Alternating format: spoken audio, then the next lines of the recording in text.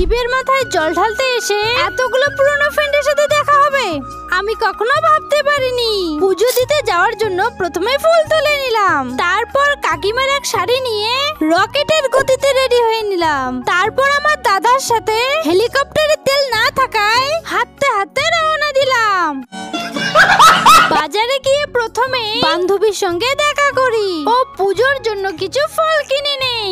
তারপর বান্ধবীর সঙ্গে গল্প করতে করতে সোজা শিব মন্দিরে চলে যাই ও প্রথমেই থালটাকে সুন্দর করে সাজিয়ে নিলাম, তারপর পুজোটা দিয়ে দিলাম। তোমরা কি জানো এই মন্দিরের মাহাত্ম্য অনেক বছর আগে নাকি নিজে থেকেই উঠে এসছে, স্বয়ং বিশ্বকর্মা নাকি এটা বানিয়েছে।